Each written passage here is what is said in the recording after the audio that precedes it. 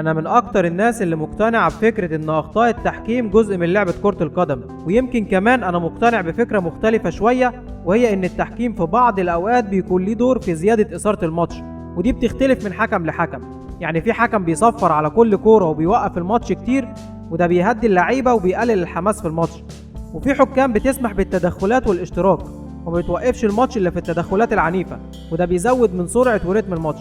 بس عندنا في الدوري المصري الوضع مختلف شوية، فبعد ما شفنا حكم بيلغي جول صحيح بنسبة 100% بداعي التسلل، نزلنا الإصدار الأحدث وبقى عندنا كمان حكم بيجيب اجوال.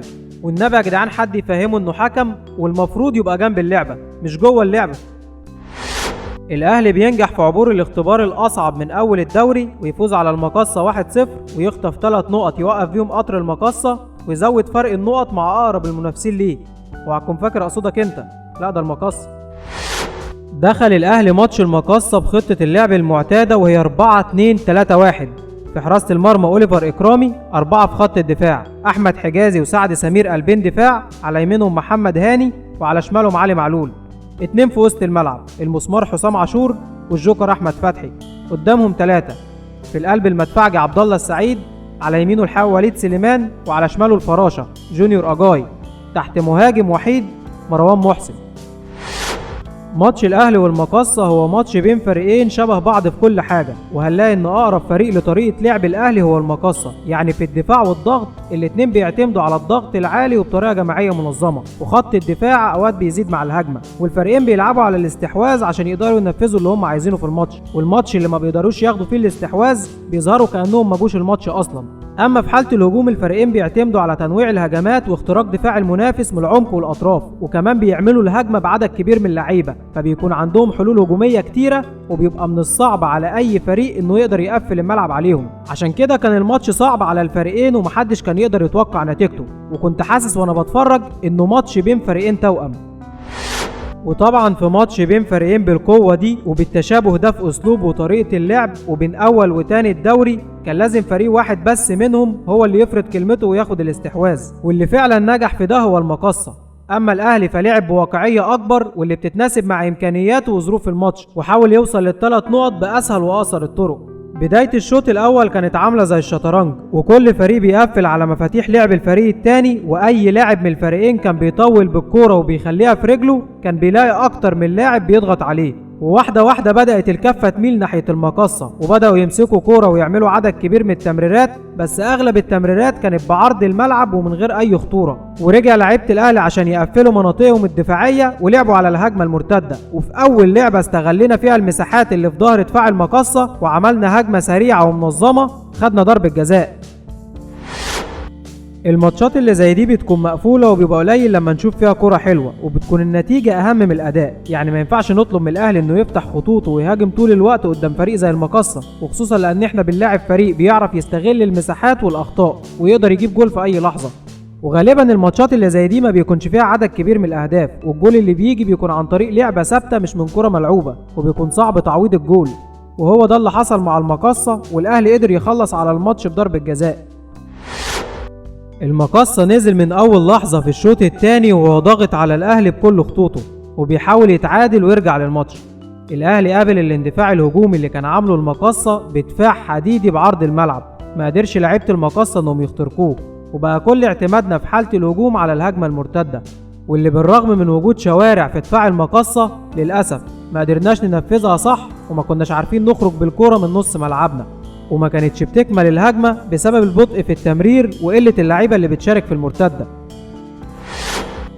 شريف إكرامي في الموسم اللي فات الناس كلها هجمته وانتقدته، لكنه رجع وقف على رجله من تاني عشان يرد على كل الناس دي ويقول لهم أنا الوحش ابن الوحش.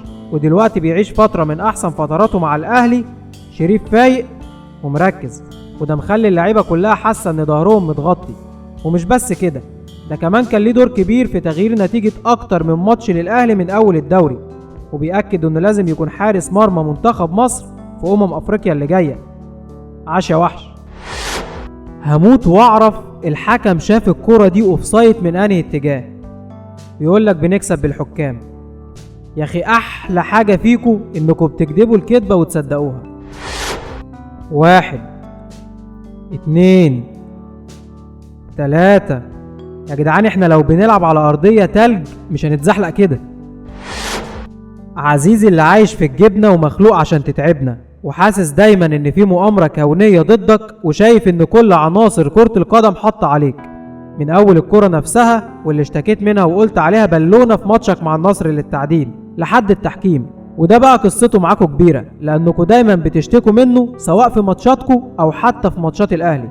وكانت اخر شكوى ليكم التحكيم في ماتش الاهلي والمقصة من ابراهيم نور الدين على ضربة الجزاء اللي حسبها للاهلي. فانا عايزك تسيب لي نفسك خالص وما تقلقش، علاجك عندي. اول دواء هتاخده هو اعتراف من اللاعب نفسه ان الكرة لمست ايده.